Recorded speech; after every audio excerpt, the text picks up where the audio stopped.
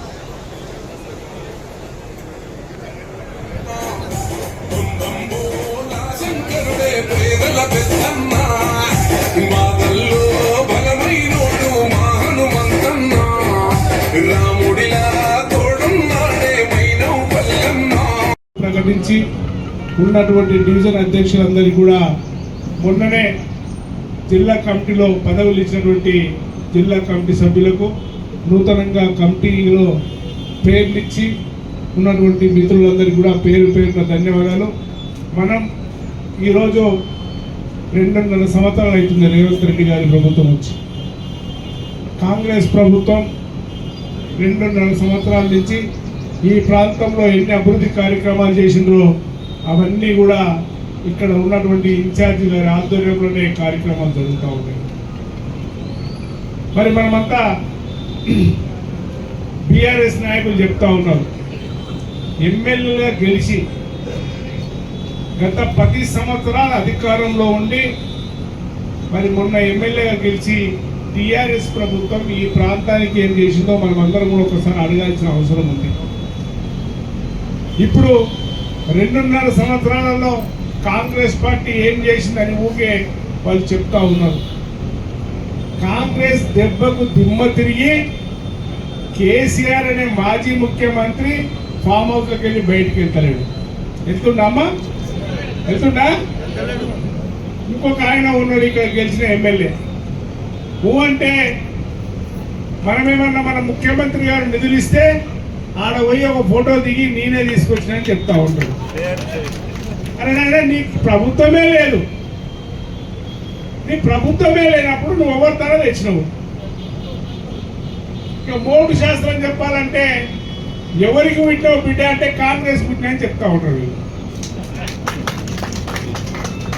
మీరు TRS party వాళ్ళు TRS లో ఉన్నటువంటి చేస్తున్నాం, మేము కూడా దేవునే పూజ చేస్తున్నాం. కానీ ఈ రాష్ట్రమే కాదు, ఈ దేశం లౌకిక దేశం. హిందువులు, క్రిస్టియన్లు, ముస్లింలు అందరం కలిస్తేనే కాంగ్రెస్ పార్టీ. మీరు ఒక మతాన్ని పెట్టుకొని అక్కడ అల్లర్లు స్టార్ట్ అవుతా ఉన్నాయి. మా రాష్ట్రంలో, ఈ తెలంగాణ రాష్ట్రంలో కాంగ్రెస్ పార్టీ అధికారంలోకి వచ్చినాక యాదగిరి గుట్ట నువ్వు కడితే మళ్ళీ నిన్న 200 కోట్లు ఇచ్చినాం. అదేవిధంగా పక్కన యమలవాడ కడతా ఉన్నాం. మొన్ననే బ్రహ్మాండమైన వెంకటేశ్వర టెంపుల్ కట్టుకున్నాం. మరి నువ్వెందుకు కడతలేవు నాయన? మా రాష్ట్రంలో నీకు 8 మంది ఎంపీలు ఇచ్చారు, ఒక్క గుడినే కట్టినా మీరు? ఏమనంటే శ్రీరాముని గుడి ఢిల్లీలో కట్టినాం, ఆగ్రాలో కట్టినామని చెప్తారు. అయ్యా అక్కడ వద్దు, మా మల్కాజిల్లా మీరు ఎన్ని గుళ్ళు కట్టినో చెప్పు. మా హనుమంతరావు అన్న ఎన్ని గుళ్ళు కట్టినో నేను చెప్తాం. మేము మసీద్ కడుతున్నాం, గుడి కడుతున్నాం, చర్చి కడుతున్నాం. కనుక మీరు కూడా చేసినటువంటి రాజ్యసభ సభ్యులు ఎం అనిల్ కుమార్ యాదవ్ గారికి స్వాగతం పలుకుతూ, అట్లాగే ఈ జిల్లా అధ్యక్షులైనటువంటి వజ్రేష్ యాదవ్ గారికి, మా చిరకాల మిత్రుడైనటువంటి అంజనేయులు గౌడ్ గారికి, ఈ మల్కాజ్గిరి కాన్స్టిట్యున్సీ ఇన్ఛార్జ్ టైగర్ మా మైనపల్లి హనుమంతరావు గారికి, అట్లాగే ఇక్కడ ఏ బ్లాక్ అధ్యక్షులు ఉన్నారు, బి బ్లాక్ అధ్యక్షులు, డివిజన్ అధ్యక్షులు, మాజీ డివిజన్ అధ్యక్షులు, మన లక్ష్మీకాంత్ రెడ్డి గారి క్రియాశీలకంగా మొత్తం నేను మాట్లాడవలసిన అవసరం కూడా లేనటువంటి విధంగా ఆయన మొత్తం డీటెయిల్ గా చెప్పడం జరిగింది. విషయం అంతా అంటే కాన్స్టిట్యున్సీ గురించి టోటల్ సమ్మరీ ఇచ్చేసి మొత్తం చెప్పడం జరిగింది. మాకు ఎప్పుడైతే పిసిసి అధ్యక్షులు మీకు క్షేత్రస్థాయిలో ఉండి గ్రాస్ రూట్ లెవెల్లో ఉండి మీరు ప్రశ్నించి మీ యొక్క పోలింగ్ స్టేషన్ లో ఉన్నటువంటి ఓటర్లు ఎవరైతే ఉన్నారో కాంగ్రెస్ పక్షాన్ని ఉన్నటువంటి మైనార్టీలు కానివ్వండి, క్రిస్టియన్స్ కానివ్వండి, ఎవరైనా వీళ్ళు ఏం చేస్తున్నారు, బంగాల్లో కూడా ఎస్ఐఆర్ మూలాన్ని వాళ్ళు బీజేపీ అనేది అధికారంలోకి రావడం జరిగింది. సో అట్లాంటి కుటిలమైనటువంటి చర్యలు తీసుకొని ఎస్ఐఆర్ ని ప్రవేశపెట్టి తెలంగాణలో కూడా వాళ్ళు మనకు ఉన్నటువంటి అనుకూలమైనటువంటి ఓట్లను తొలగించి మళ్ళీ అధికారంలో రావాలి ఇక్కడ తెలంగాణలో కూడా అనుకుంటారు. అన్ని కల్లుబొల్లి ఇది అది మనం కానివ్వకుండా చేయాలంటే కనుక పటిష్టమైనటువంటి బిఎల్ఏ వ్యవస్థ అనేది చాలా అవసరం మనకి. సో అందుకని మన హనుమంతరావు గారి నాయకత్వంలో బిఎల్ఏ వ్యవస్థ చాలా పటిష్టంగా ఉంది మల్కాజ్గిరి నియోజకవర్గంలో అనేది చాలా సంతోషకరమైన విషయం చెప్తూ, మరొకసారి నేను కూడా మీ అందరికీ కూడా ఈ సభాముఖంగా నేను మిమ్మల్ని అపీల్ చేసుకునేది ఏంటంటే బిఎల్ఏ అనేది చాలా ఇంపార్టెంట్. మీకు అతి త్వరలో కాంగ్రెస్ పార్టీ తరఫు నుండి ట్రైనింగ్ ఇవ్వడానికి వస్తారు. ఖచ్చితంగా మీరందరూ కూడా ట్రైనింగ్ పార్టిసిపేట్ అవ్వండి. చాలా ముఖ్యమైనటువంటి విషయం. ఎందుకంటే రేపు మన నాయకులను మనం గెలిపించుకోవాలన్నా, రేపు వచ్చేటువంటి డివిజన్ అధ్యక్షులు డివిజన్ ఎలక్షన్స్ లో అయినా, మున్సిపల్ ఎలక్షన్స్ లో అయినా, తర్వాత వచ్చేటువంటి ఎమ్మెల్యే ఎలక్షన్స్ లో అయినా, ఎక్కడైనా కానీ మనం గెలవాలి. కాంగ్రెస్ జెండా మళ్ళీ ఒక్కసారి రెపరెపలు ఆడాలన్నా అంతా కూడా మీ చేతుల్లోనే ఉంటుంది. కాబట్టి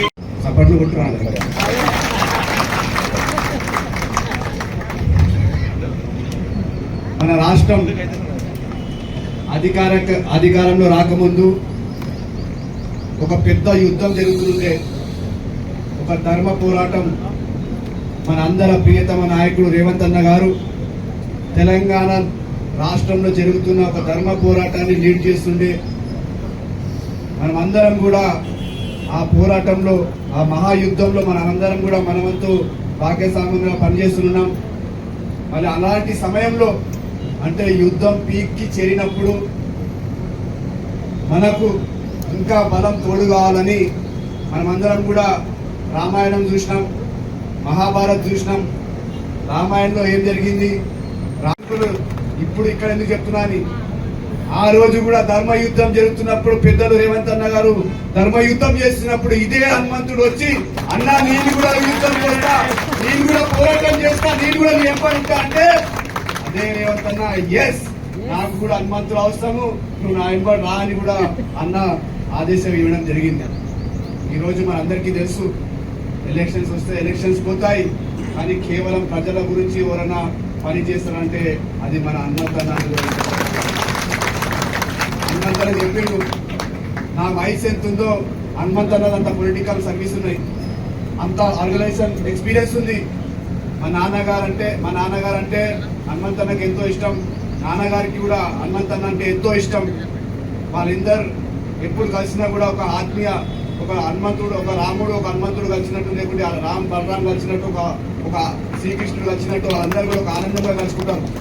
మరి ఈరోజు హనుమంతన్న ఓడిపోయిందంటే హైదరాబాద్ కాంగ్రెస్ లో అందరం కూడా షాక్ లో ఉండే, కానీ హనుమంతన్న ఓడిపోయినట్టే ఇంకా ఎక్కువ షాక్ లో మేము అందరం ఉండే. సరే, లోపల సర్కిల్లో, ఇన్నర్ సర్కిల్లో జరుగుతున్న ఇన్నర్ సర్కిల్లో ఎలక్షన్ క్యాంపెయినింగ్ కావచ్చు, ఎలక్షన్ ఏరియానింగ్ కావచ్చు, లేకుంటే ఎలక్షన్ ప్యాటర్న్ వేరే తిరిగి ఉండే. కానీ వాళ్ళకి అవకాశం ఇద్దాం మాట్లాడుతుంది. కొడుకున పార్టీ లేవు 95 లో వచ్చిన అప్పటి నుంచి ఈనాటి వరకు కూడా నాకు పెద్ద అన్ననే చాలా క్లోజ్. అప్పుడు అనిల్ చాలా చిన్నోడు ఉండే, అందుకు కొడుకు అంటున్నాడు కానీ నా తమ్ముడు. ముఖ్యంగా గమనించాలి, మీ అందరికి కూడా కంగ్రాచులేట్ తెలియజేస్తా ఉన్నా.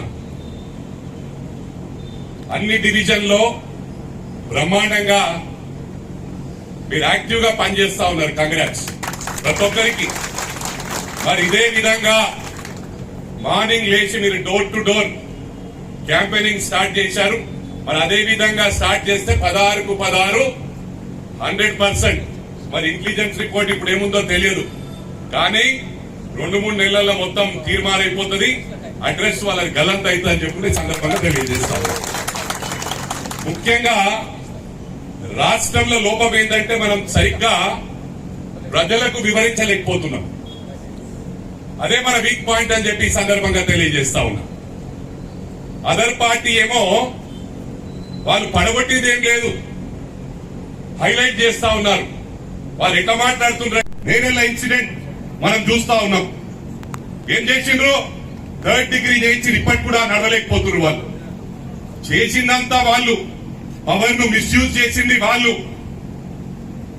మిట్ట మధ్యాహ్నం ఒక అడ్వకేట్ వైఫ్ అండ్ హస్బెండ్ కుటుంబాన్ని ఒక ఎమ్మెల్యే ఇన్వాల్వ్మెంట్ తో, బీఆర్ఎస్ ఎమ్మెల్యే ఇన్వాల్వ్మెంట్ తో నరికి చంపిన ఘనత బీఆర్ఎస్ దక్కిందని చెప్పి సందర్భంగా తెలియజేస్తా ఉన్నాం.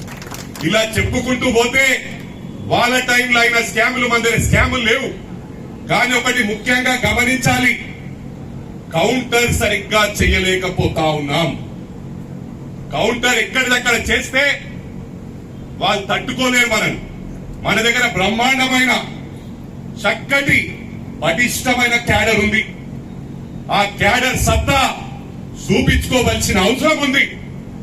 ఇవాళ గ్రేటర్ హైదరాబాద్ ఒకటే చెప్తా ఉన్నా, మీరు ఇదే విధంగా ఏ విధంగానైతే ఈ 3-4 నెలల నుంచి పనిచేస్తా ఉన్నారో మరి అదే విధంగా పనిచేస్తే బీఆర్ఎస్ అడ్రస్ ఉండదు, పార్టీ మూతపడే. చంద్రశేఖర్ అన్న గారు, అదే విధంగా పెద్దలు గౌరవనీయులు తండ్రి సమానులు మల్కాజ్గిరి సర్కిల్లో సీనియర్ మోస్ట్ కాంగ్రెస్ నాయకులు గిరిగిరి నరసింహరావు అన్న గారు, అదేవిధంగా ఏ బ్లాక్ అధ్యక్షులు పెద్దలు గౌరవనీయులు అశోక్ రెడ్డి అన్న గారు, అదేవిధంగా బి బ్లాక్ అధ్యక్షులు పెద్దలు గౌరవనీయులు వెంకటేష్ యాదవ్ అన్న గారు. ఇప్పుడు ఏ బ్లాక్ అయిందా? చంద్రశేఖర్ అన్న ఇక పెద్దలు కదా, మంచిగా పంపించాలి కదా. మన కార్పొరేటర్ అవుతాడు ఏదైతాడు. కొత్తగా నియమించిన సీనియర్ మోస్ట్ నాయకులు పెద్దలు గౌరవనీయులు మా తమ్ముడు ఏ బ్లాక్ అధ్యక్షులు శేఖర్ అన్న గారు, అదేవిధంగా మాజీ కార్పొరేటర్ పెద్దలు గౌరవనీయులు మా అన్న ధన్పాల్ అన్న గారు, మాజీ కార్పొరేటర్ పెద్దలు గౌరవనీయులు ప్రేమ్ గారు, మాజీ కార్పొరేటర్ పెద్దలు గౌరవనీయులు జితేందర్ గారు. ఊర్లలో రోడ్లు వేయలే వాళ్ళు, ఈ ప్రచారంతోనే 10 సంవత్సరాల నుంచి ఇగో డబుల్ బెడ్రూమ్ అని 2 సార్లు ఓట్లు వేయించుకున్నారు. ఇచ్చిరా డబుల్ బెడ్రూమ్? ఇవన్నీ కూడా ప్రజలకు వివరించవలసిన అవసరం ఉంది. దళితుని ముఖ్యమంత్రి చేస్తానని చేసిండ్రా? దళితునికి 3 ఎకరాల భూమి అన్నారు, ఇచ్చిండ్రా? ఇంటింటికి ఉద్యోగం అన్నారు, ఇచ్చిండ్రా? అలా చెప్పుకుంటూ పోతే చాలున్నాయి. మనము ఎగ్జాంపుల్ మెదక్ గురించి చెప్తా ఉన్నా.